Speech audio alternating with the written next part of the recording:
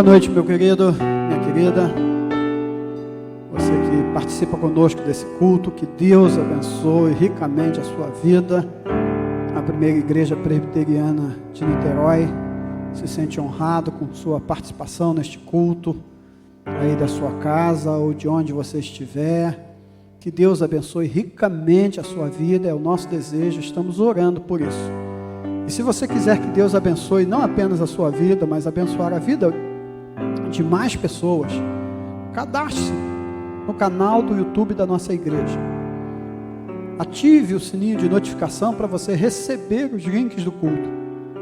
Compartilhe os links do culto com os seus amigos. Compartilhe com o máximo de pessoas que você puder. Isso é evangelismo, isso é missão. É tornar Deus conhecido, é tornar a palavra de Deus conhecida, o louvor a Deus conhecido, e tornar a sua igreja conhecida, a primeira igreja conhecida. Você está também nos abençoando, porque assim nós vamos nos tornando conhecidos. Tem gente que ouviu a nossa mensagem online, tem gente que ouviu o nosso culto online, assistiu, e que decidiu, assim que voltar os cultos presenciais, querem se tornar membros da nossa igreja. Então, se você compartilhar, quem sabe alguém que está aqui perto da gente, deseja se tornar membro da primeira igreja. Você é muito bem-vindo. Se puder compartilhar, nós agradecemos, e que seja para a glória de Deus. Ore também para que o culto seja culto e não apenas um mero encontro, um mero programa, mas que seja um encontro da sua alma com o Senhor. Nós vamos orar com o nosso irmão diácono Diego. Ele vai nos conduzir a Deus em oração, e logo depois nós vamos louvar ao Senhor, como convém aos santos. Deus bendito, Deus amado, nós te rendemos a graça, te louvamos o nome, porque o Senhor tem cuidado de nós, o Senhor tem preservado as nossas vidas, e o Senhor nos trouxe mais uma vez até esse lugar de adoração. Nós te pedimos que o Senhor esteja recebendo a nossa sincera adoração, e que os nossos corações e os nossos ouvidos estejam abertos, Pai, a receber aquilo que o Senhor tem preparado para nós, que a Tua palavra encontre terra fértil em nossos corações, que ela venha germinar, e que o Senhor esteja sendo conosco em cada ato desse culto que é prestado a Ti, Pai. Continua conosco, perdoa os nossos pecados, essa oração que eu te faço no nome de Jesus. Amém. Depois dessa voz de trovão, acredito que já tem gente do coral enviando convite virtual para pertencer ao coral da igreja, cantar no baixo, e que encontre terra fértil, né? E ele possa vir também para o nosso coral. Queridos, queremos agradecer a ajuda aí do Diego, que tem nos ajudado muito com seus dons e talentos, ao grupo de louvor, a toda a equipe. Gostaria de convidar você para ler um texto. Nós estamos estudando o livro de Apocalipse nos nossos cultos noturnos, na nossa escola bíblica semanal, na terça-feira. E o texto de Isaías, capítulo 63, diz assim: quem é este que vem de Edom, que vem de Bósra, com veste de vivas cores, que é glorioso em sua vestidura, que marcha na sua plenitude da sua força? Sou eu que falo em justiça, poderoso para salvar. Por que está vermelho o traje? Tuas vestes como daquele que pisa uvas no lagar. O lagar eu pisei sozinho, e dos povos nenhum homem se achava comigo. Pisei as uvas na minha ira, no meu furor esmaguei, o seu sangue me salpicou as vestes, me manchou o traje todo. Porque o dia da vingança me estava no coração, e o ano dos meus redimidos é chegado. Olhei, não havia quem me ajudasse. Admirei de não haver quem me sustivesse. Pelo meu próprio braço eu trouxe a salvação, e o meu furor me susteve. Na minha ira pisei os povos, e no meu furor embriaguei-os, derramando a terra o seu sangue. Celebrarei as benignidades do Senhor e os seus atos gloriosos, segundo tudo que o Senhor nos concedeu, segundo a grande bondade para com a casa de Israel, bondade que usou para com ele, segundo a sua misericórdia e a multidão das suas benignidades. Dizia: certamente são meu povo, filhos que não mentirão, que se lhes tornou o seu Salvador. Em toda angústia deles foi ele angustiado, o anjo da sua presença os salvou. Pelo seu amor e sua compaixão, ele os remiu, os tomou e os conduziu todos os dias da antiguidade. Quem é este que vem de Edom? Quem é este que vem do campo do inimigo. Quem é este cavaleiro majestoso, maravilhoso, que lutou sozinho, que não havia quem o ajudasse, e que venceu por amor do seu povo, e que derrotou os seus inimigos, e que Isaías diz: eu vou celebrar a bondade e os atos gloriosos deste cavaleiro. Esse cavaleiro se chama Jesus. E o Apocalipse retrata a vitória de Cristo e da sua igreja sobre os inimigos de Cristo e os inimigos da igreja. Aqueles que se levantam para falar mal da igreja, para perseguir a igreja, para tentar destruir a igreja. Jeová é o cavaleiro da igreja. Jeová é aquele que luta por nós. Jesus Cristo é aquele que na cruz venceu todos os inimigos, inclusive a própria morte. Por isso nós o celebramos cantando: Jeová é o teu cavaleiro que cavalga para vencer. Todos os teus inimigos cairão diante de ti. Sobre tua vida, ó meu irmão, não vale maldição, não vale encantamento, podem dizer o que quiserem contra você. Se Deus é por nós, se Jesus é por nós, quem será contra nós? Então cante este cântico com muita animação, com muita alegria no coração, porque há alguém lutando com você as suas batalhas, alguém que vê o seu sofrimento, alguém que vê a sua dor, alguém que enxerga. Você não está sozinho nesse vale de lutas, alguém lutando com você. E emendaremos no cântico logo depois, que diz: ouve-se o júbilo de todos os povos, os reis se dobraram ao Senhor, que fala do juízo final, que fala do grande julgamento, que fala das coisas que são retratadas no livro do Apocalipse. Louvemos ao Senhor com essas duas canções, com bastante ânimo. Se você quiser ficar de pé aí na sua casa, no seu lar, onde você estiver, se você quiser usar suas mãos como instrumentos para aplaudir, para cantar, para louvar ao Senhor, sinta-se à vontade, porque a alegria do Senhor é a nossa força.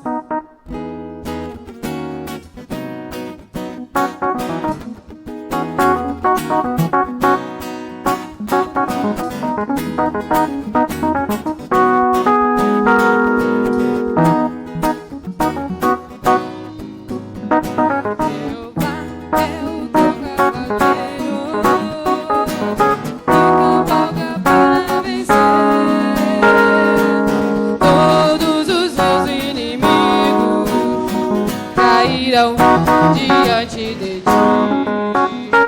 cairão diante de ti. Jeová é o teu cavaleiro que cavalga para vencer todos os teus inimigos.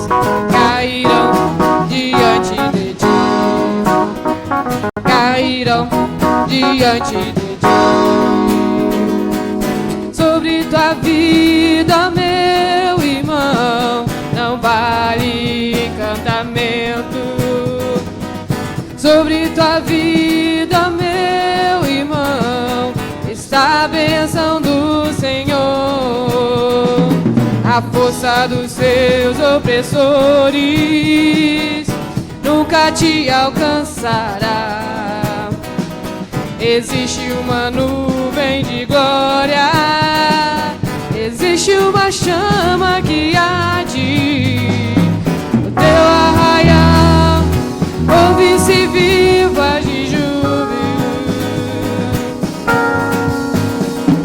O teu arraial ouve-se vivas de júbilo.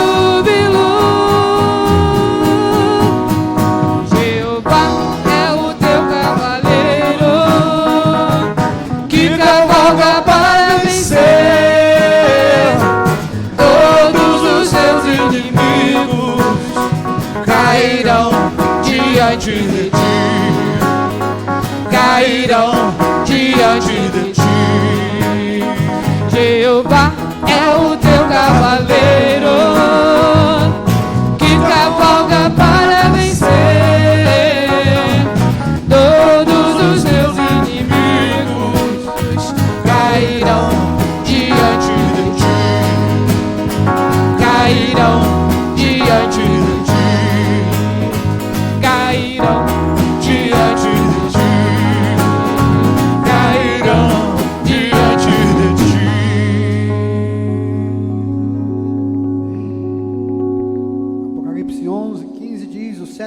tocou a trombeta, houve no céu grandes vozes, dizendo: o reino do mundo se tornou de nosso Senhor e do seu Cristo, e ele reinará pelos séculos dos séculos.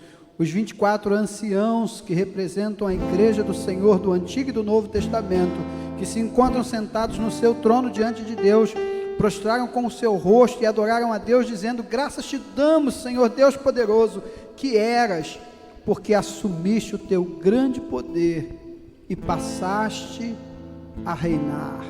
Na verdade, as nações se enfureceram, porém chegou o dia da tua ira e o tempo determinado para serem julgados os mortos, para dar o galardão aos teus servos, aos profetas, aos santos que temem o teu nome, tanto os pequenos como os grandes. Abriu-se o santuário de Deus, que se acha no céu, e foi vista a arca da aliança no seu santuário, e sobrevieram relâmpagos, vozes, trovões, terremoto e grande saraivada. Quantos que foram mortos por causa do nome de Jesus, quantos apóstolos, quantos mártires, quanta gente na época da Idade Média, quanta gente que foi queimada, quanta gente que foi torturada por causa do sangue de Jesus. Mas agora Jesus se levanta para reinar, e os reinos da terra se tornam de nosso Senhor e do seu Cristo, e ele reinará pelos séculos dos séculos. Há muita alegria, há júbilo no céu.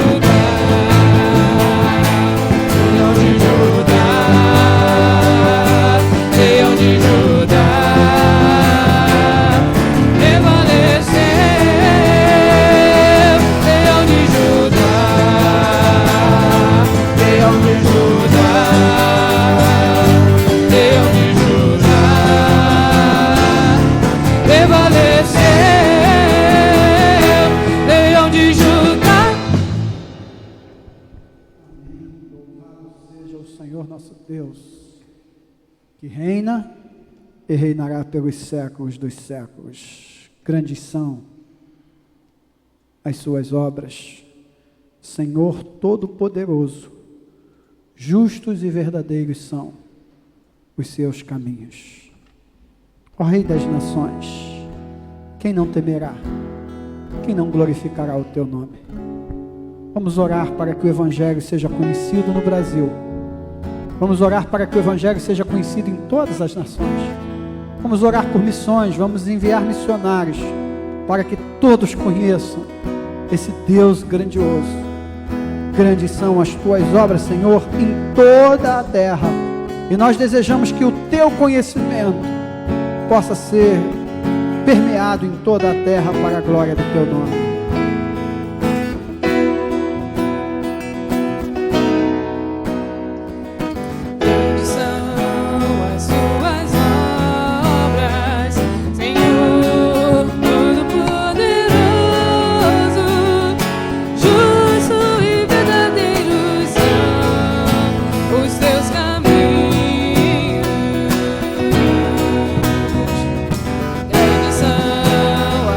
Suas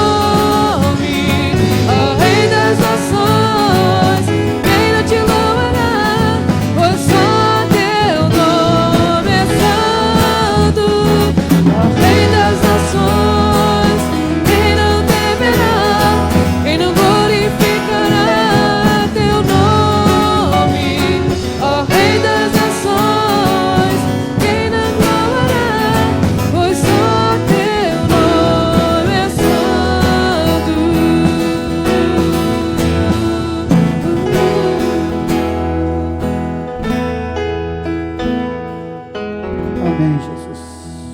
Ó Rei das nações, quem não te temerá? Feliz é a nação cujo Deus é o Senhor. Vamos orar pela nação. A melhor maneira de abençoar a nossa nação é orando e levando a todos os cantos da nossa nação, da mais pobre comunidade ou recanto, até o trono, até o palácio, até a Câmara dos Deputados, ao Senado, aos governos. Vamos orar por todo o Brasil. Vamos orar pela família. Uma das maneiras de abençoar o nosso país é com famílias abençoadas. Então ore para que a sua família seja uma bênção. Ore para que Deus levante jovens, homens, tementes a Deus, dispostos a lutar por este Brasil. Vamos orar pelo Brasil, lembrando de orar pelo Brasil, orar pela nossa igreja. Porque com igrejas abençoadas, nosso Brasil pode também ser abençoado. Uma igreja que não se venda, uma igreja que não se curve por cargos políticos, por interesses comerciais, uma igreja que não venda a fé, uma igreja disposta a assumir a sua posição profética e também sacerdotal, que sirva a nação e que traga a palavra do Senhor. Ore ao Rei das Nações para que Ele abençoe a nossa nação, porque na bênção do nosso país está também a bênção da nossa casa, da nossa família, dos nossos filhos, da nossa posteridade. Temos o compromisso de orar pela nossa nação, por cada brasileiro, por cada governante. E eu convido você a orar neste momento, orando também por sua casa, orando também por sua igreja. Vamos falar com Deus.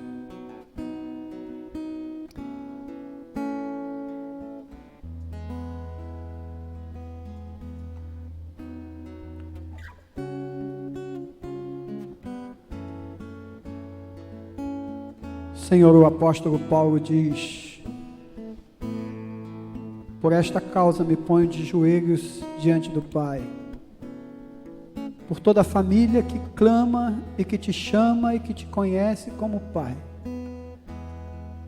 Nós te rogamos nesta hora, pela família brasileira, pela família da fé, pela família de sangue, por cada brasileiro, por aqueles que sofrendo, ó Deus, com os disparates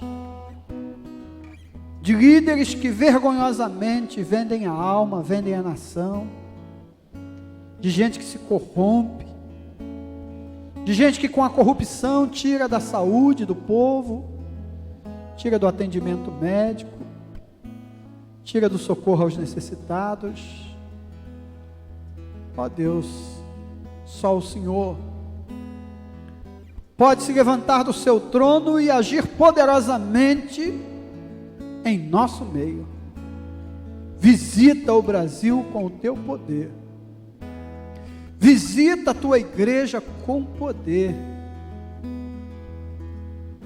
Que a tua igreja seja exemplo. Visita as nossas casas, nossas famílias, o nosso coração, a nossa postura e atitude como cidadãos do reino celestial, mas também como cidadãos que habitam esta terra e que têm princípios éticos vindos da tua palavra. Traz a ética de volta, pelo teu Santo Espírito, ao coração dos crentes, de todos os crentes, dos menores aos que se acham investidos de autoridade. Santifica e corrige e abençoa e transforma a igreja brasileira. Abençoa, Senhor, aqueles que estão enlutados e sofrendo com esta pandemia. Ó Deus, traz cura para esta pandemia, traz vacina. Abençoa os estudiosos, os cientistas, a ciência. Dá sabedoria e iluminação. e também ética. Para que o interesse não seja comercial, financeiro, mas seja vocacional, abençoar, ajudar, salvar vidas. Obrigado pela vida dos profissionais de saúde. Obrigado pela vida dos cientistas, daqueles que levam a sério a sua vocação, seu estudo. Ó Deus, ajuda-nos a nos desapegarmos do brilho do ouro, do dinheiro, do financeiro, raiz de tantos males que tem corrompido a tantas pessoas. Liberta a nossa nação disso. Que a tua justiça seja manifesta, que os teus atos de justiça sejam manifestos, que Jesus Cristo seja visto na vida da igreja, na vida de cada crente, na vida de cada irmão, que a mansidão, o domínio próprio, a ira santa e necessária também seja visto na vida de cada um, a ira contra o erro, contra o pecado, sem perdermos a tua luz.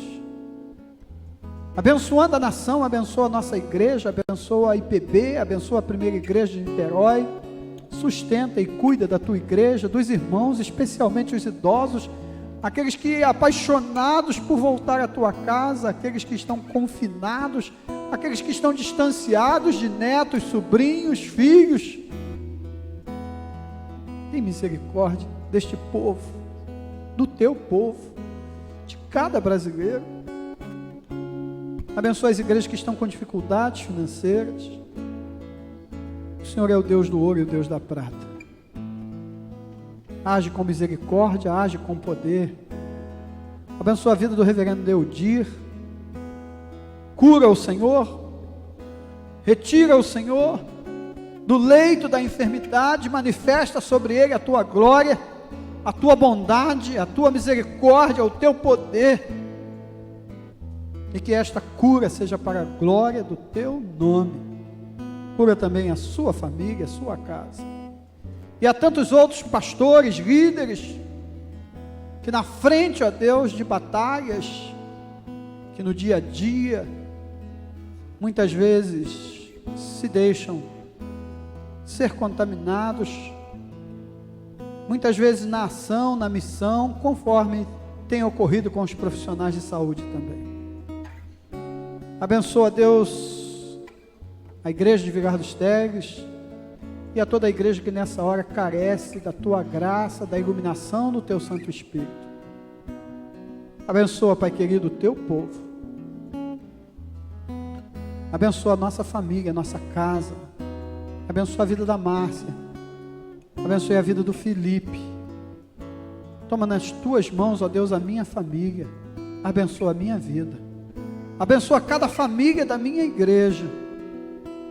E a cada família, Deus, das famílias brasileiras. Abençoe as famílias da equipe que aqui está, cuidando do culto, ó Deus, da transmissão. Ó Deus, dos que já estiveram no culto pela manhã, dos que estão no culto à noite.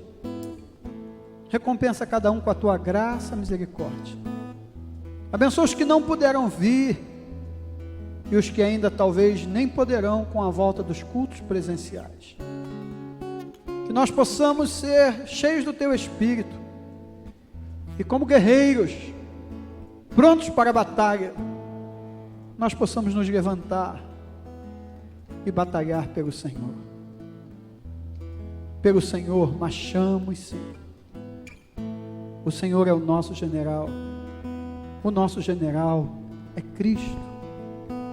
Ó Deus, conduz-nos na luta contra o mal, na luta contra a injustiça, na luta contra a perversidade,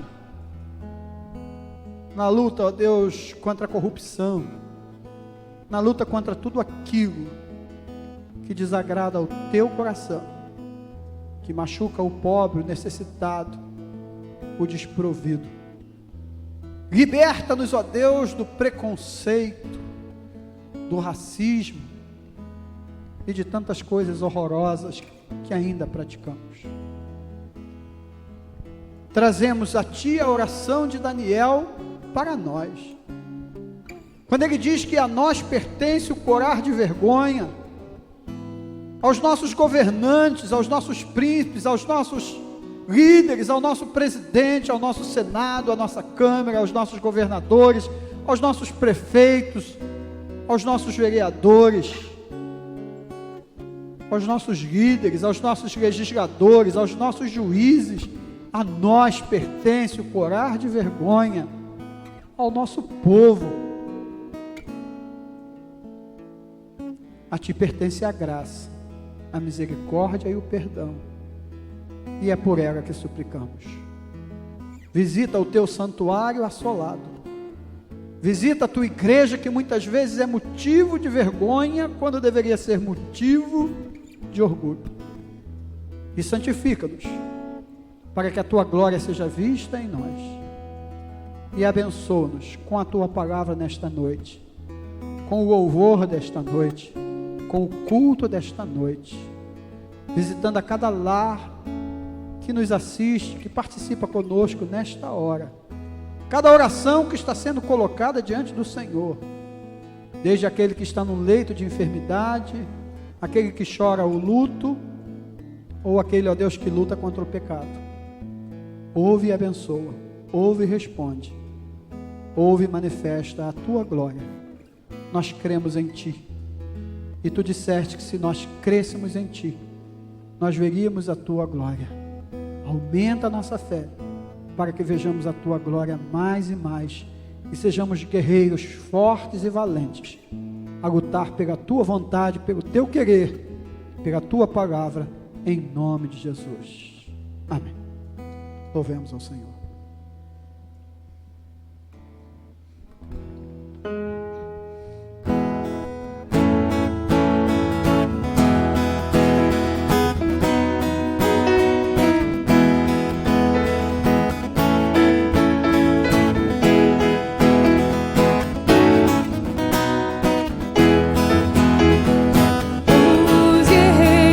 Se preparam para a grande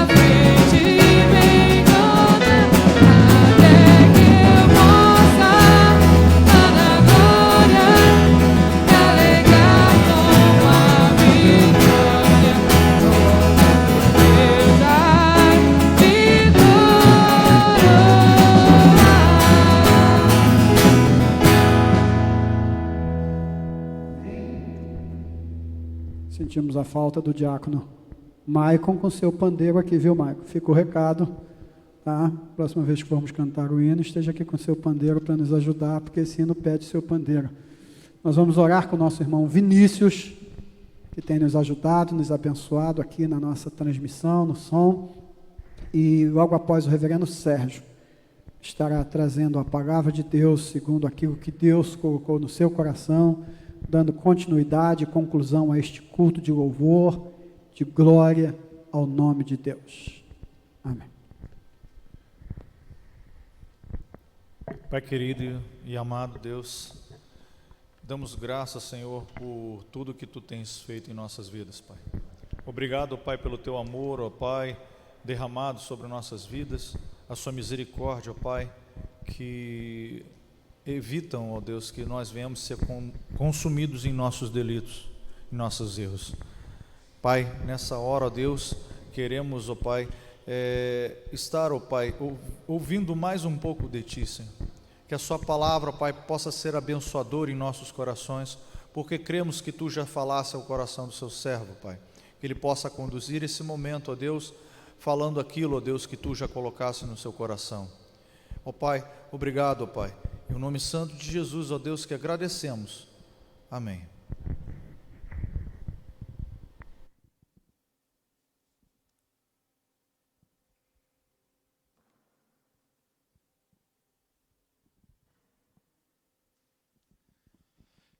Olá, meu irmão, minha irmã, que a graça e a paz do nosso Senhor Jesus Cristo esteja sobre a sua vida. Mais uma vez é uma alegria podermos compartilhar da palavra de Deus com os irmãos nessa noite. Esse hino que nós acabamos de cantar, os guerreiros se preparam, tem um caráter bélico, um caráter de guerra, um caráter de luta, em boa parte relacionado àquilo que lemos no livro do Apocalipse, a mensagem que temos lido. Os guerreiros se preparam para a grande luta. Mas de uma forma muito interessante, nessa semana, uma grande amiga minha, nossa irmã Marília Acorce, a mãe do nosso irmão diácono Fernando, compartilhou comigo a versão em inglês dessa música, que na sua versão inglesa vem com o título Morando na Terra de Beulah. Esse termo Beulah vem do idioma hebraico, que é encontrado nas traduções mais antigas, o texto de Isaías, capítulo 62, verso 4, e se refere à terra de Israel, numa referência ao retorno dos judeus do exílio da Babilônia. A palavra de Deus para Israel naquele momento era que Israel deixaria de ser chamada desamparada, mas passaria a ser chamada de o meu prazer está nela, e Jerusalém não seria mais chamada de assolada, mas de casada. E aí lá no texto se encontra a expressão Beulah, seria chamada de casada, de Beulah. Uma referência que costumeiramente nós nos lembramos no Novo Testamento, a igreja como a noiva de Cristo, e o livro do Apocalipse, ao se referir à volta de nosso Senhor Jesus, fala justamente a respeito das bodas do Cordeiro, do casamento de Cristo e sua igreja. Assim, no decorrer dos anos, atravessar o rio Jordão para a terra prometida era a grande esperança dos filhos exilados de Israel, e em todos esses anos o termo Beulah tem sido uma referência para expressar a crença na terra prometida, no destino final, no prazer e na alegria que desfrutaremos com o Senhor no dia de sua vinda. Atravessar o Jordão, entrar na terra prometida, se tornaram expressões populares usadas para a ideia de ir para o céu, de viver com o Senhor Jesus. E Beulah é uma expressão que indica essa ideia. E assim, no hino que nós acabamos de cantar, os guerreiros se preparam, na sua versão em inglês, o texto é razoavelmente diferente. Na verdade, praticamente totalmente diferente. E lemos numa tradução muito livre o seguinte: longe está caindo o barulho da briga no meu ouvido. Então eu conheço os pecados da terra que se abatem sobre cada mão. A dúvida e o medo e as coisas da terra estão me chamando em vão. Nada disto me moverá da terra de Beulah. Estou vivendo na montanha, debaixo de um céu sem nuvens. Estou bebendo na fonte que nunca deve secar. Assim, estou banqueteando-me com o maná de uma fonte abundante, pois eu estou morando na terra de Beulá. Que a brisa tempestuosa sopre, seu grito não pode me alarmar. Estou protegido aqui, protegido pela mão de Deus. Aqui o sol está sempre brilhando. Nada lá pode me prejudicar. Estou a salvo para sempre na terra de Beulá. Interessante, queridos. Porque temos a mesma música, a mesma melodia, um hino tão apreciado, mas duas letras, duas poesias que nos mostram duas faces de uma mesma moeda. Duas realidades que precisam e que devem ser observadas pelo crente. E é interessante, queridos, porque o texto de nossa mensagem nessa noite, o Apocalipse 15, o Apocalipse 16, que eu peço a você que abra a palavra do Senhor, para que possamos ler juntos, vão nos falar justamente de uma dessas faces, de uma forma muito especial. A visão do apóstolo João, neste novo ciclo, que está descrito no capítulo 15 e 16 do livro do Apocalipse, não começam com a dor e o sofrimento, mas começam com um fim que está reservado aos crentes, o céu, a glória, a presença de Deus e o louvor e a adoração que há nos céus. E assim eu gostaria de ler junto com você o capítulo 15, versículo 1 até o versículo de número 8. E assim diz a palavra de Deus. Mantenha a sua Bíblia aberta. Eu vou pedir aos nossos irmãos que me ajudem desligando o ar-condicionado aqui da frente, por favor. Apocalipse capítulo 15, você que está aí em casa, verso 1 até o verso 8, diz assim a palavra de Deus.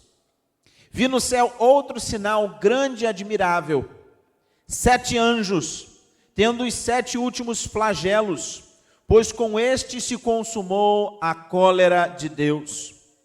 Vi como que um mar de vidro mesclado de fogo, e os vencedores da besta, da sua imagem e do número do seu nome, que se achavam em pé no mar de vidro, tendo harpas de Deus, e entoavam o cântico de Moisés, servo de Deus, e o cântico do Cordeiro, dizendo: grandes e admiráveis são as tuas obras, Senhor Deus Todo-Poderoso, justos e verdadeiros são os teus caminhos, ó Rei das nações.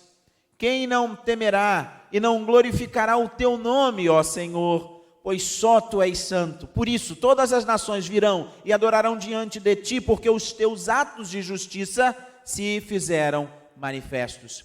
Depois dessas coisas, olhei e abriu-se no céu o santuário do tabernáculo do testemunho, e os 7 anjos que tinham os 7 flagelos saíram do santuário, vestidos de linho puro e resplandecente, e cingidos ao peito com cintas de ouro. Então um dos 4 seres viventes deu aos 7 anjos 7 taças de ouro, cheias da cólera de Deus, que vive pelos séculos dos séculos. O santuário se encheu de fumaça, procedente da glória de Deus e do seu poder, e ninguém podia penetrar no santuário enquanto não se cumprissem os 7 flagelos dos 7 anjos.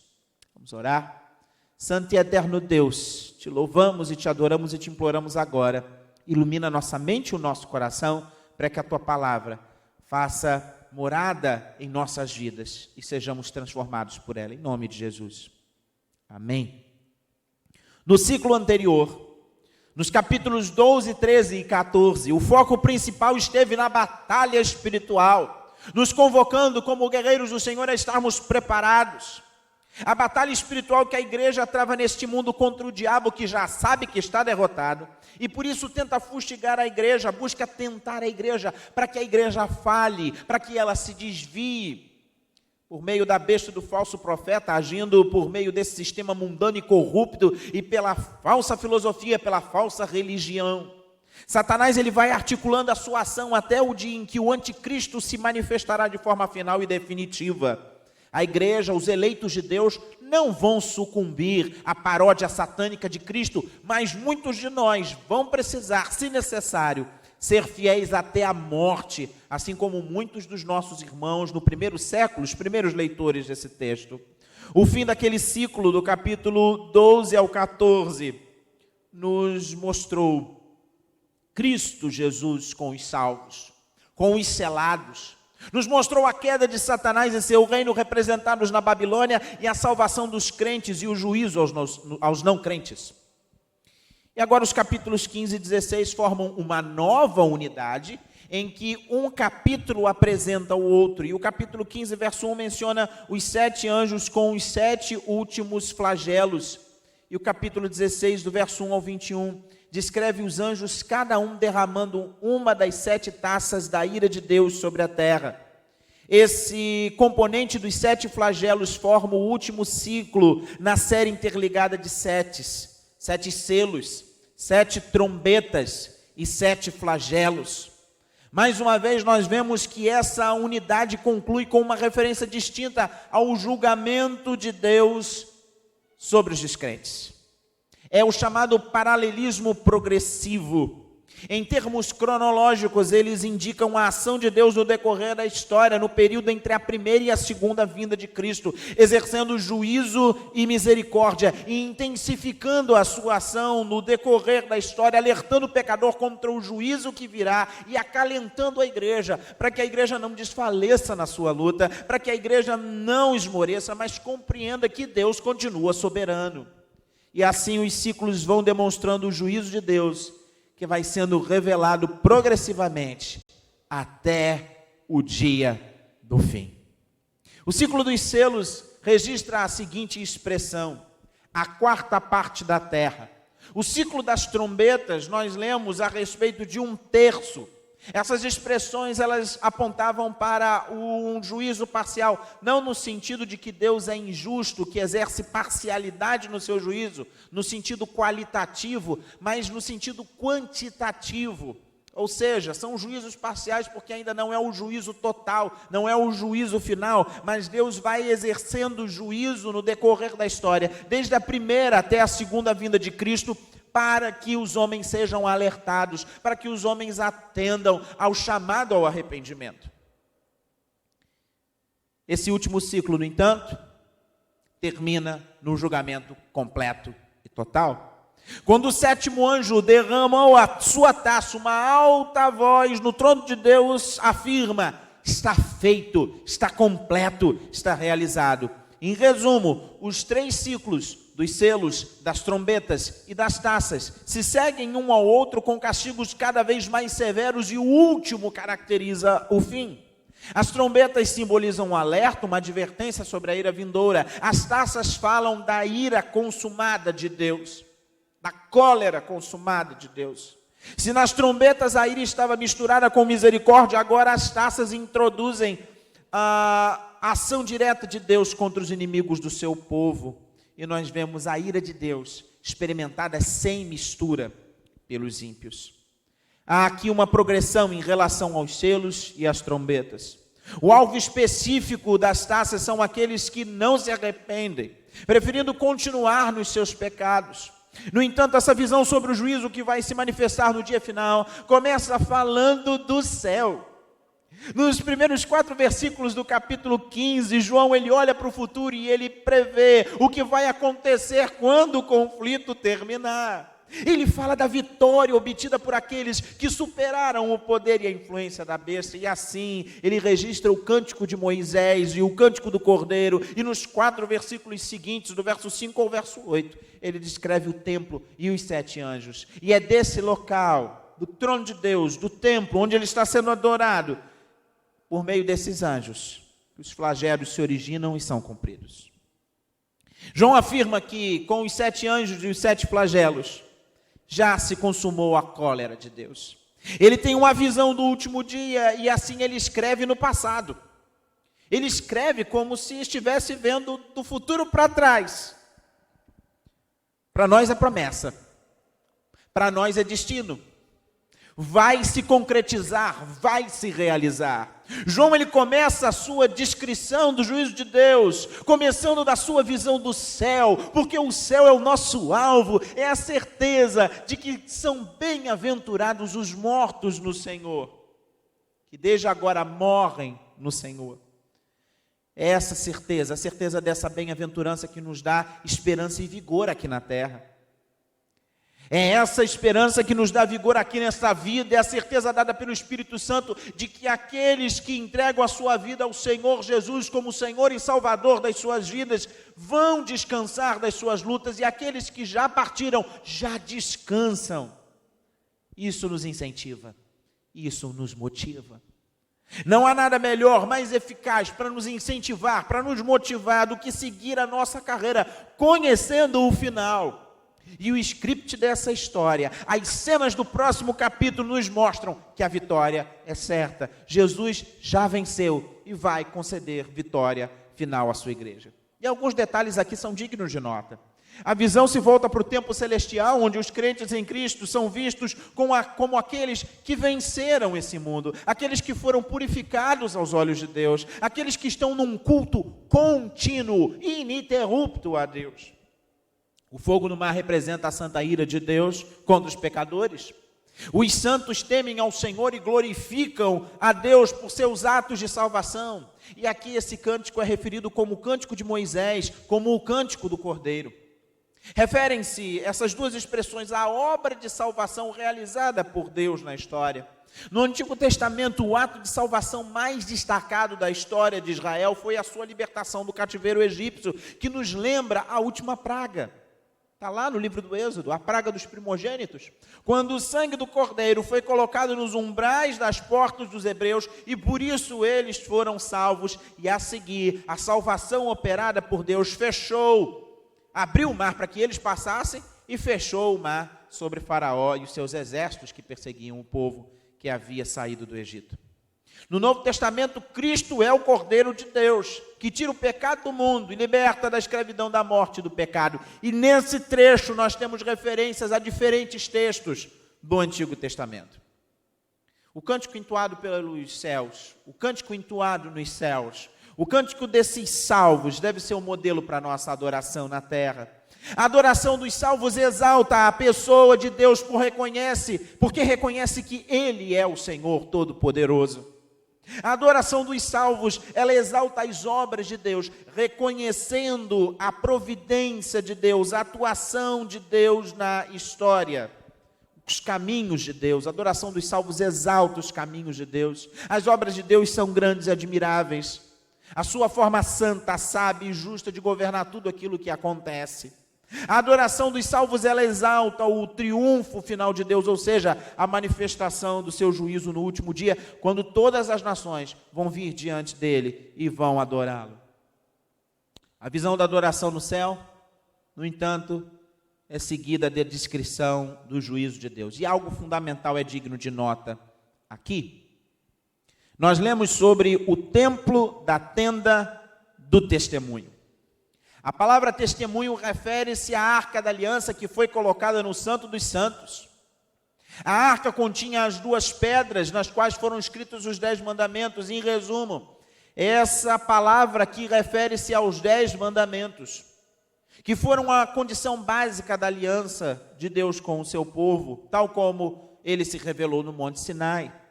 Os 10 mandamentos são um testemunho das transgressões da humanidade, e que trariam como consequência, na quebra do pacto, na quebra da aliança, na quebra da lei, a justa condenação. Portanto, quando lemos a respeito do juízo de Deus, nós lemos que esse julgamento divino flui da própria presença de Deus e do testemunho das leis de Deus. Ao julgar, Deus executa justiça e retidão com base nas suas leis. E em consequência, 7 anjos recebem poder para derramar os 7 flagelos sobre os seguidores do anticristo. A visão das taças tem íntima relação com a visão das 7 trombetas. Eu quero convidar você, meu querido, que está com a sua Bíblia aberta, como pedir, a ler junto comigo o capítulo 16. E assim nos diz o capítulo 16. Ouvi vinda do santuário uma grande voz dizendo aos 7 anjos: ide e derramai pela terra as 7 taças da cólera de Deus.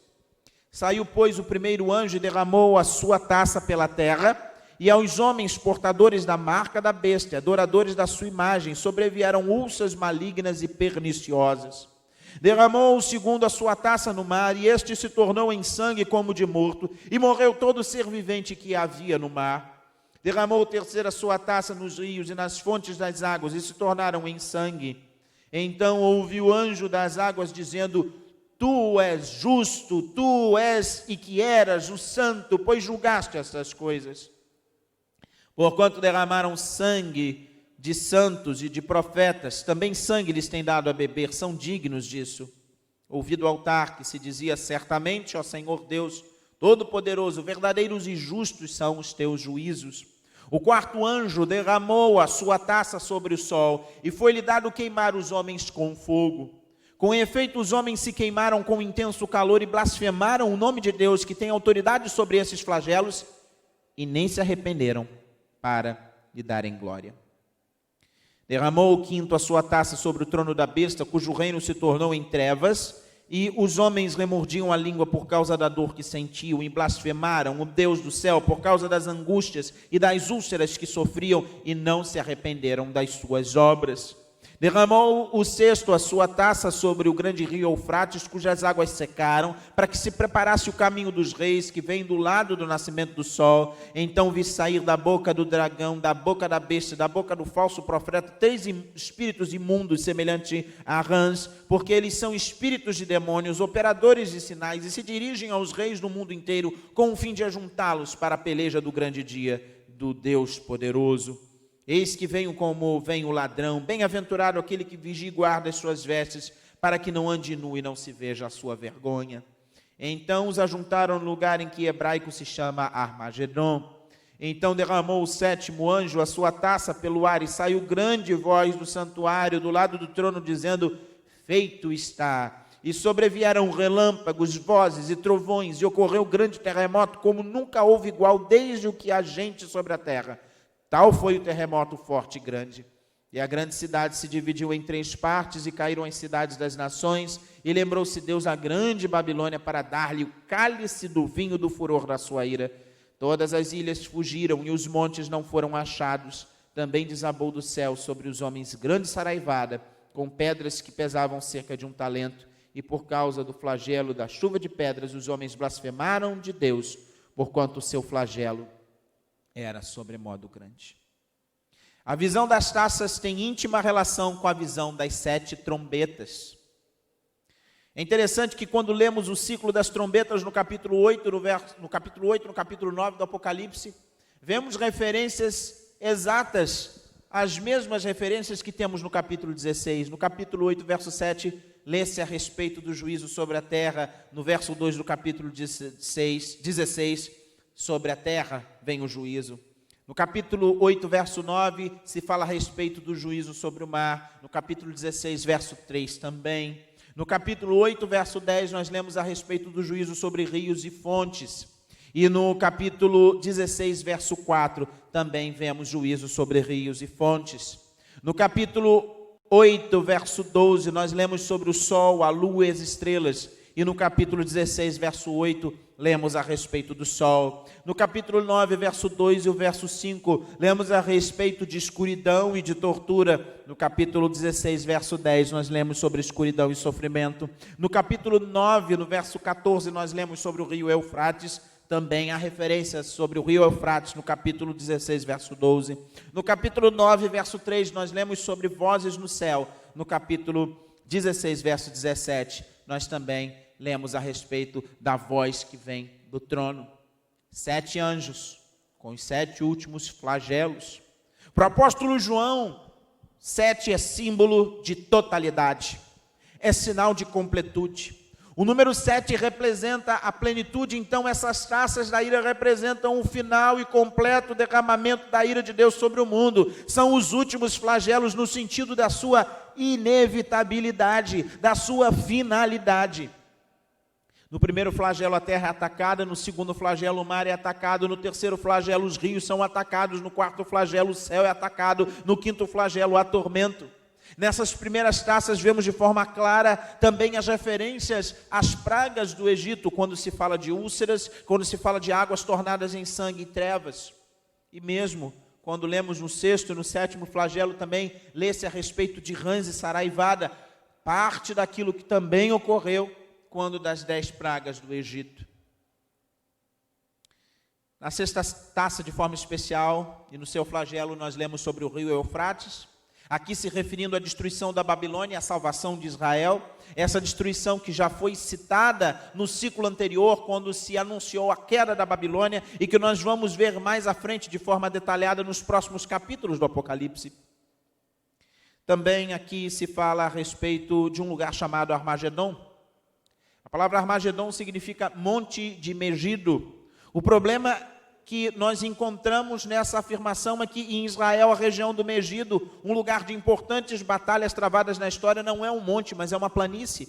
E o monte mais próximo é o Monte Carmelo, distante cerca de 10 quilômetros. Então, como é que a gente entende aqui essa expressão Armagedon, essa localidade? Como é que a gente entende esse símbolo? A melhor maneira de se entender o Armagedon é interpretá-lo não como um lugar literal, mas como um símbolo da oposição contra Deus. E assim, nesse flagelo, as forças de Cristo, elas destroem o sistema do mundo de Satanás. Armagedon não é o lugar de uma futura batalha militar, mas é o símbolo da vitória da igreja de Deus contra o mundo. A guerra espiritual vai alcançar o seu auge no retorno de Jesus Cristo. Então, no sexto flagelo, nós lemos a respeito da destruição das forças satânicas, tema que vai ser tratado nos capítulos seguintes do Apocalipse. O sétimo flagelo remove o tempo e a história, e substitui o tempo e a história pela eternidade. E assim nós lemos que só há 2 destinos: os que venceram a besta, os que foram selados por Deus e desfrutam o reino de Cristo, aqueles que vivem com Ele eternamente, aqueles que recebem a coroa da vida. E há também os que o rejeitaram, os que não se arrependeram, e por isso serão ceifados, sofrerão o juízo. A sétima taça e o seu flagelo trazem o leitor para o fim desta era. Deus consuma a história. Os flagelos simbolizam a ira de Deus contra os que não se arrependem. O arrependimento é uma condição essencial para a salvação. Fé e arrependimento caminham juntos. Aquele que crê em Jesus, que reconhece os seus pecados, que se entende pecador e busca salvação naquele que entregou a sua própria vida para pagar o preço pelos pecados, esse é salvo. A chamada contrição e a confissão em verdadeiro arrependimento é a tônica da mensagem do Antigo Testamento. Arrependei-vos, porque está próximo o dia do Senhor. A chamada à contrição e a confissão em verdadeiro arrependimento é o tema da mensagem de João Batista, que veio preparar o caminho do Senhor Jesus. E assim ele afirma: arrependei-vos, porque está próximo o reino dos céus. A chamada à contrição e à confissão em verdadeiro arrependimento é o tema da mensagem de nosso Senhor Jesus Cristo, que pregou: arrependei-vos, porque é chegado o reino dos céus. A chamada à contrição e à confissão em verdadeiro arrependimento é o tema da mensagem dos apóstolos no livro de Atos dos Apóstolos e em todo o restante do Novo Testamento. E no último livro do Novo Testamento, todo o seu conteúdo aponta para a verdade dos céus, para a verdade que aqueles que creem em Jesus estão com Ele, permanecem nele, serão salvos nele e viverão eternamente com Ele. E assim, essa mensagem é ao mesmo tempo uma mensagem de alento para os que estavam sendo perseguidos naquele momento, no primeiro século, quando esse texto foi escrito, tanto quanto uma chamada ao arrependimento para que todos, sem exceção, hoje se submetam a Jesus e o confessem como o seu único e suficiente Salvador. Os flagelos simbolizam o acerto de contas com os que se recusam a adorar a Deus. Deus é misericordioso, Deus é bondoso, Deus ele é tardio em irar-se. Deus é aquele que oferece a salvação no que é chamado no livro do profeta Isaías de ano aceitável, indicando simbolicamente um longo tempo de misericórdia, enquanto, ao mesmo tempo, esse Deus é aquele que exercerá o seu juízo definitivo no dia da vingança. Enquanto a misericórdia de Deus tem sido anunciada no decorrer da história, no dia da consumação, quando a história como nós a conhecemos vai se findar, quando chegar o último capítulo, quando chegar a última cena, todos os que tiverem o selo de Deus, ou seja, todos os que se converteram ao Senhor Jesus, esses serão salvos. E todos aqueles que não tiverem o selo de Deus, ou seja, todos os que não se converteram e não se tornaram filhos de Deus por meio de seu Filho Jesus Cristo, esses vão receber a justa condenação pelos seus pecados e por terem rejeitado a graça, o favor imerecido de Deus. Porque Deus é justo. A Bíblia ensina que Deus é amor. A Bíblia ensina que Deus é perdão, a Bíblia ensina que Deus é misericórdia, mas a Bíblia também não esconde a ira de Deus sobre o pecado e sobre os pecadores que não se arrependem. Na verdade, exatamente porque Deus é perfeito, ele tem que ter ira e amor. Amor e ira. Se Deus tivesse amor, mas não tivesse ira, não haveria justiça na história. Se Deus só tivesse a ira, não existiria amor na história. E todos já tinham sido destruídos há muito tempo. Em Deus, no nosso Deus, no verdadeiro Deus, ira e amor existem em perfeito equilíbrio. O ensino bíblico sobre a ira de Deus deixa claro que o Senhor só manifesta o seu furor contra os que, mesmo advertidos e exortados à conversão, não se arrependem dos seus pecados. Todos esses são os que são marcados pela besta, não tem meio termo, ou se está com Cristo, ou se é contra Ele. E assim os flagelos produzem louvor a Deus pela manifestação da sua justiça, e é isso que nós lemos logo no início do capítulo 15. Há uma diferença essencial entre os salvos e os não salvos. Os salvos louvam a Deus por sua justiça e não o acusam. Os ímpios não se arrependem e se voltam contra Deus. O que aprendemos nesses capítulos, neste novo ciclo? No capítulo 15, as 7 taças da ira são apresentadas por uma visão de adoração celestial e a abertura do templo celestial. Irmãos queridos, o céu está em festa, Jesus reina, os que morrem em Cristo são vitoriosos, não há o que temer, os que creem em Jesus vencem a besta, vencem o falso profeta, não são abandonados, não são deixados para trás, mas recebem a coroa de glória e adoram o Cordeiro diante do seu trono. Que delícia pensar no céu, que conforto saber que em Cristo há vitória, quão maravilhoso olhar para esse livro, que durante tanto tempo tem sido visto de forma sombria, e perceber que há luz nele. O livro do Apocalipse mostra a luz de Cristo, a glória de Cristo, o amor de Cristo e a beleza dos salvos vivendo eternamente com Cristo.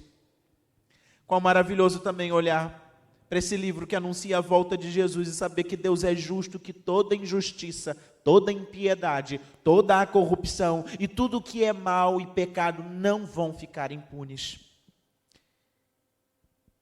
E ainda mais lindo saber que existe um céu, existe um galardão, existe recompensa para aqueles que lavam as suas vestes no sangue do Cordeiro, porque sabem que não são dignos.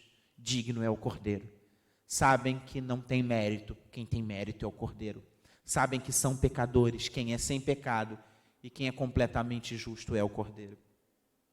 Você pode dizer, querido, agora, onde você está, que você já possui essa bênção? Por isso, meu querido irmão, minha querida irmã, assim como no hino em que eu citei logo no início dessa reflexão, a versão na língua inglesa do tão apreciado Os Guerreiros Se Preparam, aquela versão nos fala que nós não podemos deixar que a dúvida e o medo e as coisas dessa terra desviem a nossa atenção em vão. E é isso mesmo. Nós não podemos nos deixar esmorecer, vacilar, nós não podemos nos deixar desanimar, mas nós precisamos e devemos seguir em frente, guardados por Deus, firmados na rocha, sabendo que Ele é fiel. Nós precisamos beber na fonte que nunca vai secar. Nós precisamos nos banquetear desse maná, desse pão do céu, que vem de uma fonte abundante, porque vem da mão de Deus. No entanto, essa mensagem também envolve a realidade do juízo. São duas faces de uma mesma moeda. São duas partes de uma mesma mensagem. E nós não podemos deixar de incluir isso nessa mensagem, no nosso louvor, na nossa adoração, no nosso culto público e também no nosso culto particular, tanto na nossa vida devocional quanto na nossa vida cotidiana, na nossa vida para com o próximo. O nosso louvor e o nosso descanso final, eles passam pela justiça de Deus que vai se revelar de forma completa e final no último dia. Porque nós não somos salvos pelas nossas obras, mas pelas obras de Cristo, não pelo nosso mérito, mas pelo mérito de Cristo. Se nos está prometida e garantida a paz eterna, é porque o castigo que nos traz a paz estava sobre Jesus. Se nós já nos saciamos e nos fartamos da água e do pão da vida eterna desde hoje, e isso continuará eternamente, é porque Cristo Jesus, o pão da vida, rasgou-se na cruz do Calvário, e porque o seu sangue foi derramado em nosso lugar. Se viveremos para sempre na luz do Senhor, é porque na cruz do Calvário Ele enfrentou e experimentou as trevas da morte e do medo, para que todos aqueles que nele creem não pereçam, mas tenham a vida eterna. E esse sacrifício não pode ser negligenciado, e é por isso que Ele hoje nos chama ao arrependimento. No capítulo 16, os anjos derramaram as 7 taças da ira sobre os seguidores da besta e o seu reino. Mas os homens, ao invés de se arrependerem e darem glória a Deus, voltaram-se contra Deus e os ímpios. Isso faz com que os justos louvem a Deus aqui, hoje, agora e nos céus. Vai chegar o dia em que esse louvor será contínuo, ininterrupto, perfeito, completo e eterno. É preciso ter em mente que esse louvor não tem origem numa ideia vingativa, num espírito sanguinário, não. O que acontece é que os santos de Deus, os selados, os redimidos, os que confessam Jesus como seu único e suficiente Salvador, reconhecem a beleza dos atributos de Deus e das suas obras também de juízo, e por isso o louvam. O crente adora a Deus de todo o seu coração, reconhecendo em Deus a sua misericórdia, o seu amor, a sua bondade, mas também a sua retidão, a sua santidade e a sua justiça. A adoração envolve o canto, mas não se limita ao canto. A adoração pública, o culto do Senhor, a reunião dos crentes para que orações, cânticos e o estudo da palavra são parte do culto a Deus e desembocam no cumprimento da missão da igreja. Tanto no sentido de nós vivermos uma vida que agrada a Deus, buscando em arrependimento caminhar de acordo com os mandamentos de Deus, tanto quanto de nós proclamarmos as virtudes daquele que nos chamou das trevas para a sua maravilhosa luz. Adoração e missões estão intimamente ligadas, porque diz o texto que virão de todas as tribos, de todas as línguas, de todas as nações e se colocarão diante do Senhor. Por isso a igreja que é chamada igreja militante, a igreja que ainda se encontra aqui em batalha espiritual, a igreja que caminha rumo à consumação da história, essa é a igreja militante. Nós, os que ainda estamos aqui, nós precisamos cumprir a missão que nos foi dada pelo nosso Senhor Jesus. A igreja triunfante, o povo de Deus que já venceu, está diante do trono, desfruta da presença e da glória de Deus e o adoram em espírito e em verdade por toda a eternidade. A igreja militante está na terra, lutando, batalhando, vencendo, aguardando o dia da vitória final. As missões têm como alvo, a evangelização tem como objetivo, o partilhar da palavra de Deus tem como objetivo final ver a ação de Deus sobre a vida dos pecadores, porque através da palavra de Deus, o pecador é chamado, é vocacionado, e aqueles a quem Ele chama, Ele os faz nascer de novo, os regenera, os santifica, purifica, justifica, e faz do pecador um adorador. E o verdadeiro adorador é um missionário, é um evangelista, é um discípulo que leva outros discípulos a Jesus Cristo, o Mestre. E assim, eu gostaria de concluir essa reflexão dizendo que Deus abençoe a sua vida, que Deus te faça um adorador, que Deus te faça um evangelista, um proclamador, um discípulo que segue os passos do Mestre em justiça e obediência diante de Deus. E assim eu pergunto a você que me ouve, se você ainda não é um discípulo, hoje ainda é tempo, a hora é agora. Volte-se para Jesus Cristo, reconheça os seus pecados e confesse-o como o único e suficiente Salvador da sua vida e torne-se um dentre os milhares de milhares que cantam de júbilo, que grandes são as obras do Senhor, e justos e verdadeiros são os seus caminhos. Que Deus muito nos abençoe, e assim eu quero convidar você a, nesse final, encerrando o nosso culto, em resposta à palavra de Deus, cantar a certeza de que vencendo, vem o Senhor Jesus. Quero também aproveitar esse momento para consagrarmos a Deus os nossos dízimos e as nossas ofertas. Você, membro desta igreja, que tem sustentado a igreja com as suas orações e também com as suas contribuições, nós teremos esse momento também louvando a Deus, agradecendo pelo sustento que Ele tem dado à continuidade da missão desta igreja. Você, querido, que nos assiste e que não é membro da igreja, mas quiser participar também desse momento, tem a liberdade de fazê-lo para a glória do nosso Senhor Jesus. Mas todos juntos, a uma só voz, eu daqui, você aí da sua casa, onde você estiver, cantaremos juntos esse hino, em resposta à palavra de Deus, reconhecendo a sua vitória, reconhecendo o seu poder.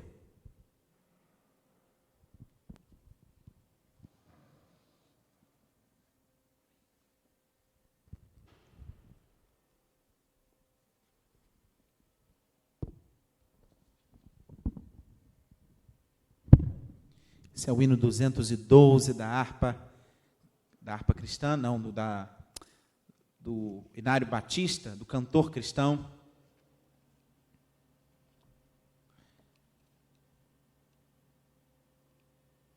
Hino 112, na verdade, do cantor cristão, hino 112.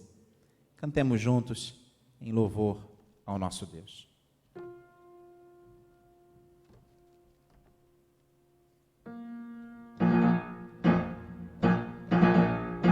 Já refugia a glória eterna de Jesus, o Rei dos Reis. Breve os reinos deste mundo seguirão as suas leis. Os sinais da sua vinda mais se mostram cada vez. Vencendo vem Jesus. Glória, glória, aleluia. Glória, glória, aleluia. Glória, glória, aleluia. Vencendo vem Jesus. O clarim que chama os crentes, a batalha já soou. Cristo à frente do seu povo, multidões já conquistou. O inimigo em retirada, seu furor patenteou. Vencendo vem Jesus. Glória, glória, aleluia. Glória, glória, aleluia. Glória, glória, aleluia. Vencendo vem Jesus. Eis que em glória refulgente sobre as nuvens descerá. As nações, os reis da terra com poder governará. Sim, em paz e santidade toda a terra regerá. Vencendo vem Jesus. Glória, glória, aleluia. Glória, glória, aleluia. Glória, glória, aleluia. Vencendo vem Jesus.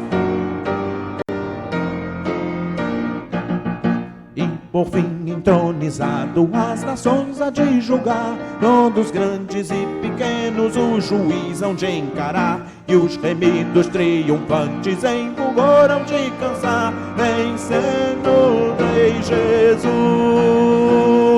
Glória, glória, aleluia. Glória, glória, aleluia. Glória, glória, aleluia. Venceu o Rei Jesus.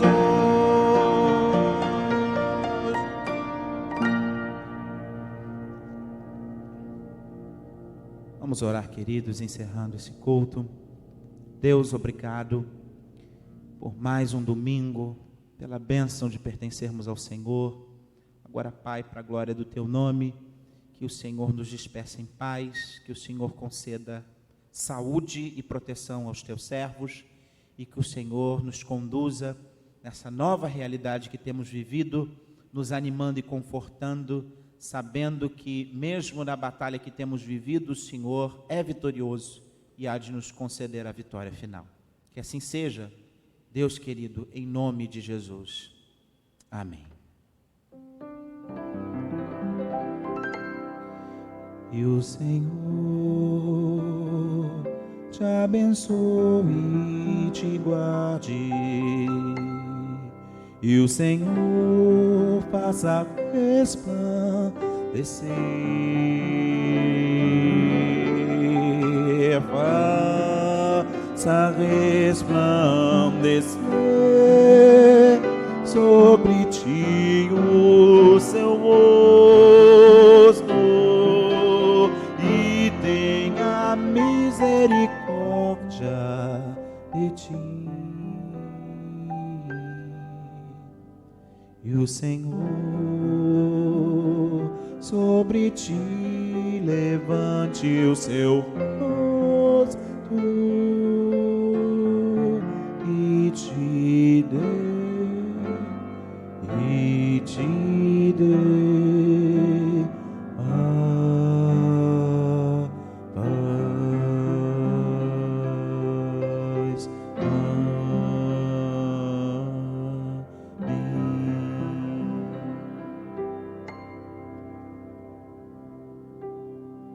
Quando lá do céu descendo para o seu Jesus voltar e o clarim de Deus a todos proclamar que chegou o grande dia da vitória do meu rei, eu possuo imensa graça, lá estarei. Amém, vem chegar o dia da vitória do meu rei, quando enfim chegar o dia, pela graça de Jesus eu lá estarei.